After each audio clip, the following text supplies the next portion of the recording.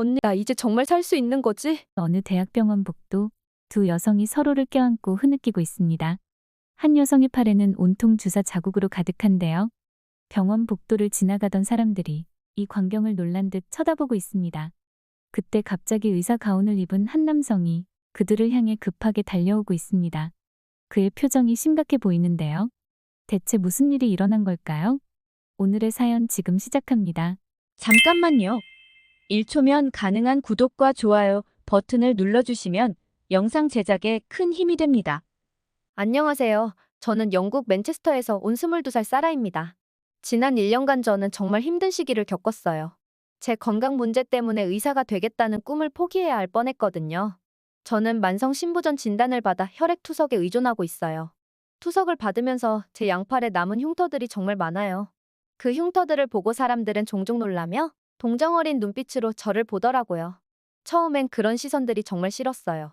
하지만 지금은 이 흉터들이 제가 살아남았다는 증거라고 생각해요. 투석 과정이 얼마나 고통스러운지 의대생인 저도 실제로 겪어보기 전까진 몰랐어요. 4시간 동안 움직이지 못하고 누워 있어야 하는 것, 바늘이 피부를 뚫고 들어갈 때의 통증, 그리고 투석 후의 극심한 피로감. 이 모든 것들이 제 일상이 되었죠. 하지만 지금 이 순간 저는 이렇게 투석을 받으며 살아갈 수 있어서 너무 감사해요. 1년 전만 해도 상상도 못했던 일이에요.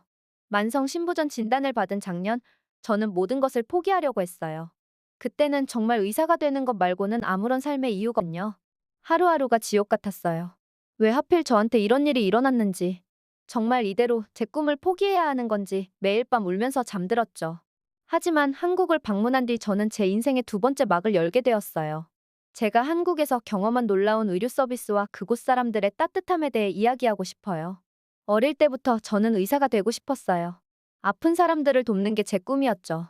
우리 가정은 넉넉하지 않았지만 부모님은 제 꿈을 위해 늘 힘써주셨어요. 아버지는 공장에서 일하시고 어머니는 파트타임으로 식당에서 일하셨어요. 두 분 다 저와 언니를 위해 힘든 내색 없이 열심히 일하셨죠. 특히 아버지는 제가 의사가 되길 정말 바라셨어요. 사라, 넌 꼭 의사가 될 거야. 아버지가 못 이룬 꿈을 내가 이뤄주렴. 아버지의 이 말씀이 저에겐 큰 동기부여가 되었어요. 그 말씀을 떠올릴 때마다 더 열심히 공부했죠. 저는 열심히 공부해서 장학금을 받아 의대에 입학했어요. 합격 통지서를 받던 날, 저희 가족 모두가 얼마나 기뻐했는지 몰라요. 어머니의 눈에서 눈물이 흘렀던 걸 잊을 수가 없어요. 그때 어머니의 얼굴에 피어난 미소는 제가 본 것 중 가장 아름다운 모습이었죠. 의대 생활은 정말 힘들었어요. 매일 밤늦게까지 공부하고 시험에 연속이었죠. 때로는 너무 힘들어서 포기하고 싶을 때도 있었어요. 하지만 그럴 때마다 아버지의 말씀을 떠올렸죠. 그러면 다시 힘을 내서 공부할 수 있었어요. 주말엔 종종 지역병원에서 자원봉사를 했어요. 환자들을 돌보면서 의사로서의 꿈을 더욱 굳건히 다졌죠. 특히 개발도상국의 의료 환경 개선에 관심이 많았어요. 언젠가 의료 봉사단을 만들어 세계를 돌아다니며 사람들을 돕겠다는 꿈을 꾸었죠. 그러던 어느 날 갑자기 몸에 이상을 느꼈어요. 처음에는 단순히 과로 때문이라고 생각했어요. 의대생이라 늘 피곤했거든요. 하지만 점점 더 심각한 증상들이 나타나기 시작했어요. 아침에 일어나면 눈이 퉁퉁 부어 있었고, 화장실 가는 횟수가 눈에 띄게 줄었어요. 걸을 때마다 다리가 무겁게 느껴졌고, 숨이 자주 가빠졌죠. 밤에는 다리에 경련이 자주 일어나 잠을 설치기도 했어요. 처음엔 이런 증상들을 무시하려고 했어요. 곧 나아지겠지라고 생각하며 평소처럼 지냈습니다. 하지만 상태는 점점 더 나빠졌어요. 어느 날 강의 중에 갑자기 현기증이 나서 쓰러질 뻔했거든요. 다행히 옆자리 친구가 저를 붙잡아 주었죠. 그때 친구의 놀란 표정을 보고 나서야 제 상태가 심각하다는 걸 깨달았어요. 그날 밤 거울을 보다가 깜짝 놀랐어요. 제 얼굴이 마치 풍선처럼 부어 있었거든요. 손으로 얼굴을 만져보니 말랑말랑했어요. 이건 부종이야. 신장에 문제가 있는 거야. 의대생으로서 이런 증상들이 무엇을 의미하는지 알고 있었지만 인정하고 싶지 않았어요. 하지만 더 이상 현실을 피할 수 없다는 걸 깨달았죠. 다음 날 저는 용기를 내어 학교 의무실을 찾았어요. 간호사 선생님이 제 혈압을 재더니 놀란 표정을 지으시더라고요. 그 표정을 보는 순간 제 가슴이 덜컥 내려앉았어요. 결국 저는 큰 병원으로 가서 정밀 검사를 받게 되었습니다. 검사를 받는 동안 저는 계속 기도했어요. 제발 큰 문제가 아니기를. 하지만 제 기도는 허공으로 흩어진 것 같았죠. 의사 선생님은 무거운 표정으로 제게 만성 신부전 진단을 내리셨습니다.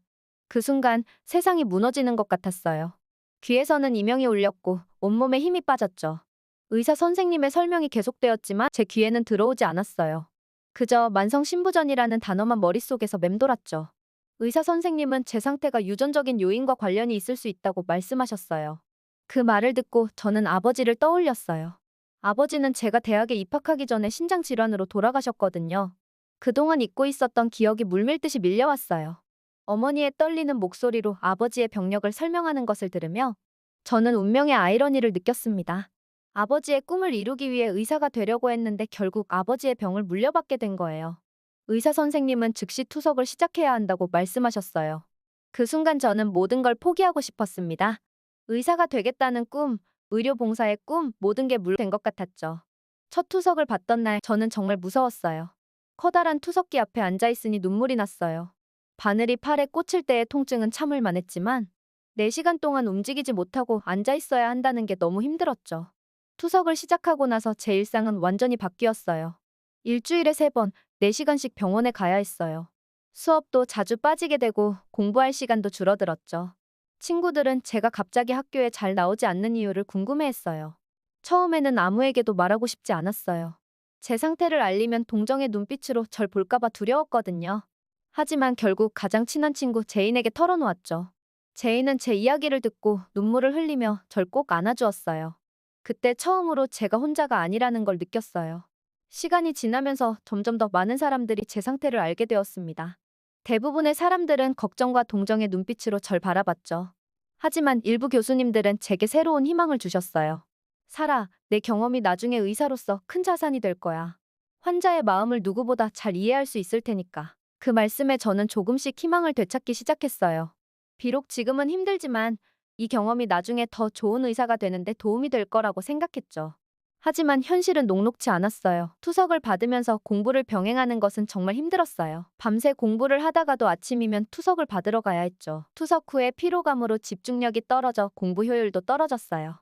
그렇게 6개월이 지났을 때 저는 완전히 지쳐 있었어요. 몸은 점점 더 약해지고 공부도 뒤처지고 모든 게 엉망이었죠. 어느 날 밤 저는 혼자 침대에 누워 울고 있었어요. 이렇게 살아서 뭐하나 차라리 그냥 포기할까. 그런 생각이 들 때쯤 갑자기 전화가 오더라고요. 한국에 있는 언니였죠. 엄마에게서 제 상황을 들은 언니가 바로 연락을 했던 거였어요. 살아, 한국에 와보는 게 어때? 여기 의료 기술이 정말 뛰어나. 새로운 치료법도 있고. 처음에는 그냥 위로의 말로만 들렸어요. 어차피 신부전은 완치가 불가능하다고 생각했거든요. 하지만 언니가 계속 설득했어요. 넌 의사가 되고 싶어 했잖아. 여기 와서 새로운 의료 기술도 보고 다른 환자들의 이야기도 들어봐. 그게 내 꿈을 이루는데 도움이 될 거야. 언니의 말을 듣고 조금씩 마음이 열리기 시작했어요. 맞아요. 저는 의사가 되고 싶었어요. 그리고 의사로서 다양한 경험을 쌓는 것도 중요하죠. 한참을 고민한 끝에 저는 한국행을 결심했어요. 어머니는 처음에 많이 걱정하셨지만 결국 저를 응원해 주셨어요. 살아, 넌 항상 강했어. 이번에도 꼭 이겨낼 거야. 비행기표를 예매하고 짐을 싸는 동안 저는 이상하게 설레기 시작했어요. 마치 새로운 모험을 떠나는 것 같은 기분이었죠. 하지만 동시에 두려움도 있었어요. 낯선 나라에서 투석을 받는다는 게 쉽지 않을 거라는 걸 알고 있었거든요. 드디어 출발하는 날이 왔어요. 공항으로 가는 차 안에서 어머니는 계속 제 손을 잡고 계셨어요. 살아, 꼭 건강해져서 돌아오렴. 엄마는 내가 꼭 이겨낼 거라 믿어. 체크인을 하고 보안 검색대를 통과한 후 저는 마지막으로 어머니를 꼭 안아드렸어요. 눈물을 참으며 게이트로 향했죠. 비행기에 올라탄 후 저는 창밖을 바라보며 생각에 잠겼어요. 과연 이 선택이 옳은 걸까? 정말 희망이 있을까? 불안한 마음을 진정시키려 노력하며 이륙을 기다렸죠. 비행기가 이륙하고 얼마 지나지 않아 갑자기 어지러움을 느꼈어요. 투석 후 장거리 비행이 쉽지 않다는 걸 알고 있었지만 이 정도일 줄은 몰랐어요. 숨이 가빠지고 식은땀이 나더라고요. 승무원을 불러 상황을 설명하려 했지만 목소리가 잘 나오지 않았어요. 그때 옆자리에 앉아있던 동양인 여성이 저를 도와주셨어요. 괜찮으세요? 물 좀 드릴까요? 그녀의 따뜻한 목소리에 조금 안정을 찾을 수 있었습니다. 그 여성은 여행을 자주 다니는 칼럼니스트라고 자신을 소개했어요. 그녀는 제게 비행 중 주의사항들을 알려주었고 함께 간단한 스트레칭도 해주셨어요. 덕분에 나머지 비행 시간을 큰 불편 없이 보낼 수 있었어요. 하지만 여전히 불안했죠. 한국에 도착해서 어떻게 될지, 정말 새로운 희망을 찾을 수 있을지. 드디어 인천국제공항에 도착했어요. 비행기에서 내리자마자 저는 심한 어지러움을 느꼈어요. 그리고 그 순간 세상이 빙글빙글 돌더니 눈앞이 캄캄해졌어요. 정신을 차렸을 때 저는 공항의료센터 침대에 누워 있었습니다. 옆에는 걱정스러운 표정의 언니가 서 있었죠. 사라, 정신이 들어? 많이 걱정했어. 언니의 목소리에 안도감이 밀려왔어요. 의료진은 제가 탈수 증상과 피로로 인해 쓰러졌다고 설명해 주셨어요. 그들은 신속하게 응급처치를 해주었고 저를 안정시켜 주었죠. 언니는 제 상태를 설명하고 즉시 근처 병원으로 이송을 요청했어요. 저는 그제서야 상황의 심각성을 깨달았어요. 이렇게 시작하는 한국 생활이 과연 잘 될까? 하지만 이런 걱정도 잠시 곧 구급차에 실려 병원으로 향했어요. 한국의 병원에 도착했을 때 저는 깜짝 놀랐어요. 최첨단 의료 장비들과 체계적인 시스템이 인상적이었죠. 특히 의료진들의 친절하고 전문적인 태도에 감동받았어요. 한국의 의료진들은 놀라울 정도로 신속하고 전문적이더라고요. 병원에 도착하자마자 여러 검사를 받았고 곧바로 투석을 시작했어요. 처음 보는 의료 장비들과 낯선 환경에 긴장되었지만 의료진들의 친절한 설명과 따뜻한 미소에 조금씩 안정을 찾아갔죠. 3시간의 투석이 끝나고 병실로 옮겨졌을 때 저는 오랜만에 몸이 가벼워지는 느낌을 받았어요. 그동안 영국에서 봤던 투석과는 뭔가 더 효과적이고 덜 피곤한 느낌이었죠. 다음 날 아침 주치의 선생님이 회진을 오셨어요. 사라 씨, 어제 검사 결과를 봤는데 생각보다 상태가 좋지 않네요. 하지만 걱정하지 마세요. 우리가 최선을 다해 도와드리겠습니다. 선생님의 말씀에 처음에는 실망했지만 동시에 이상한 안도감도 느꼈어요. 드디어 제 상태를 제대로 파악하고 치료받을 수 있다는 생각이 들었거든요. 한국에서 치료를 시작하면서 처음에는 모든 게 낯설고 두려웠어요. 언어도 다르고 문화도 달랐거든요. 하지만 언니와 친절한 한국 의료진분들 덕분에 조금씩 적응해 나갈 수 있었어요. 제 주치의 선생님은 정말 대단한 분이었어요. 그분은 제 상태를 자세히 살펴보시고 새로운 치료 방법을 제안해 주셨어요. 사라 씨, 당신의 상태가 생각보다 희망적입니다. 새로운 약물 치료와 맞춤형 투석 방법을 시도해 보는 게 어떨까요? 선생님의 말씀에 처음으로 희망이 생겼어요. 제 몸에 맞는 새로운 치료법을 시도해 보기로 했죠. 그 후로 저는 정기적으로 검사와 투석을 받으며 치료를 시작했어요. 치료를 시작하고 몇 주가 지나자 놀라운 변화가 일어났어요.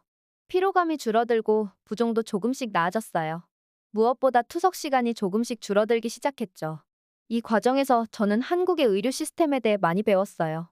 한국의 의료 시스템은 정말 놀라웠어요. 최첨단 장비들과 효율적인 진료 과정, 환자 중심의 치료 방식, 그리고 무엇보다 의료진들의 헌신적인 태도가 인상적이었죠.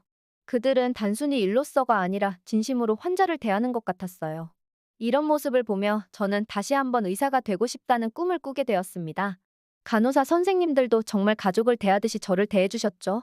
투석하는 동안 제 상태를 꼼꼼히 체크해주시고 심지어 한국어도 조금씩 가르쳐주셨죠.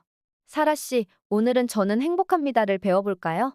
행복합니다. 따라해보세요. 이런 작은 배려들이 저를 정말 행복하게 해주었어요.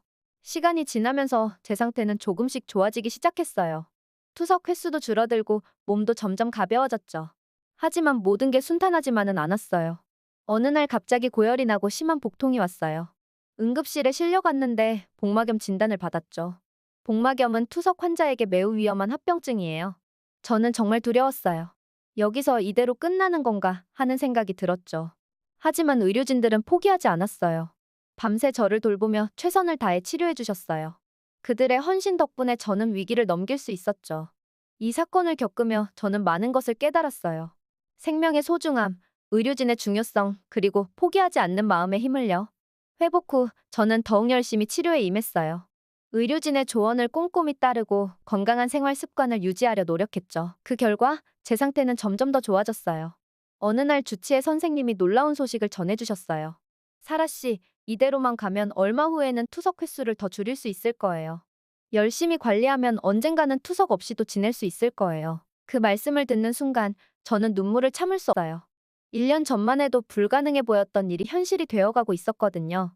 이 과정에서 저는 많은 다른 환자들도 만났어요. 그들의 이야기를 들으며 용기를 얻었고, 저도 그들에게 제 경험을 나누며 힘이 되어주려고 노력했어요. 특히 기억에 남는 한 소녀가 있었죠. 민지라는 12살 소녀였는데 저와 비슷한 신장 질환을 앓고 있었어요. 처음 만났을 때 민지는 너무나 슬퍼 보였어요.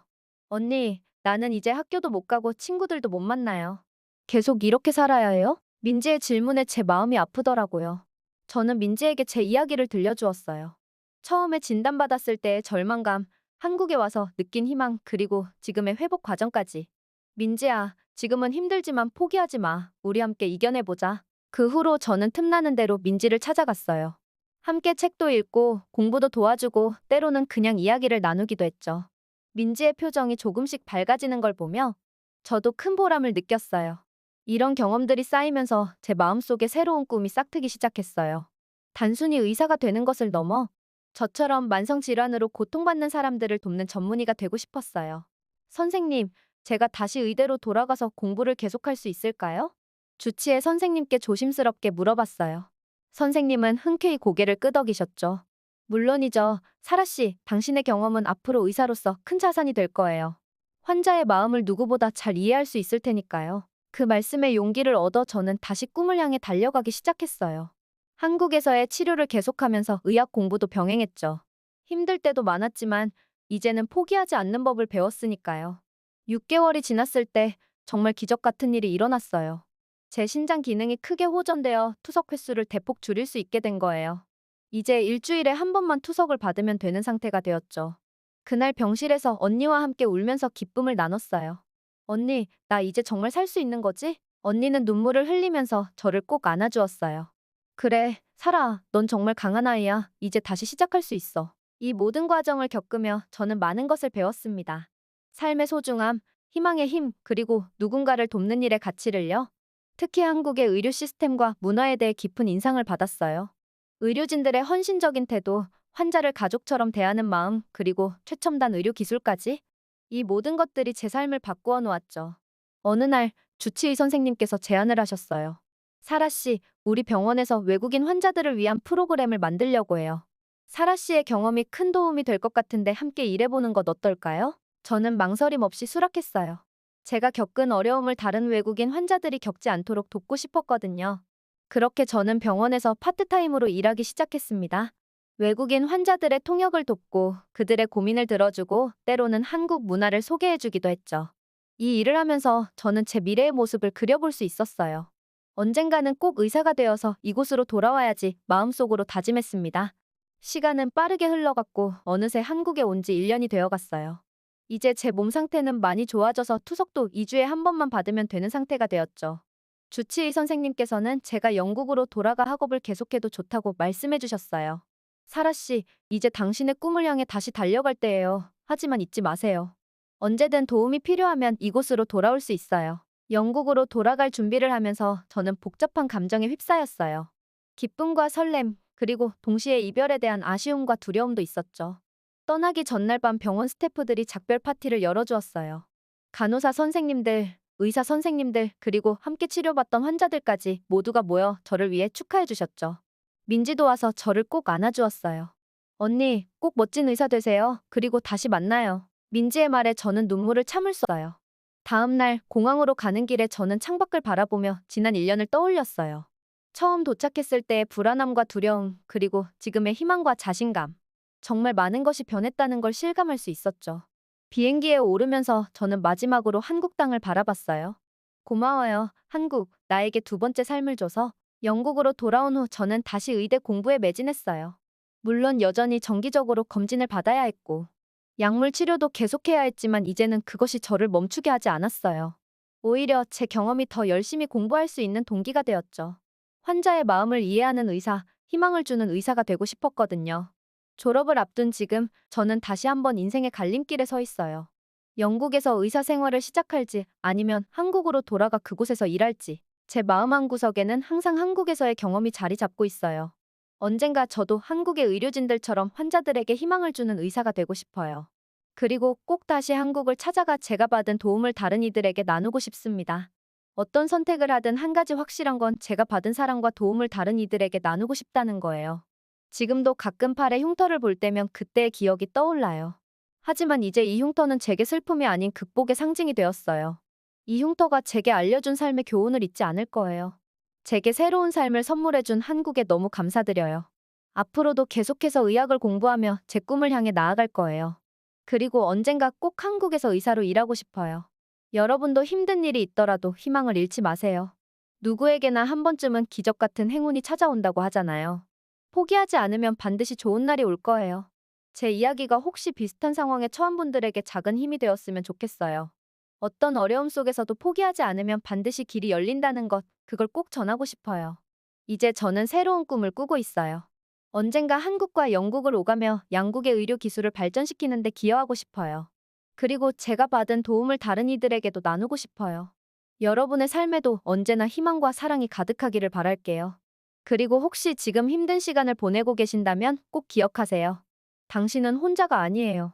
언제나 당신을 응원하는 사람들이 있다는 걸요. 제 이야기를 들어주셔서 정말 감사합니다.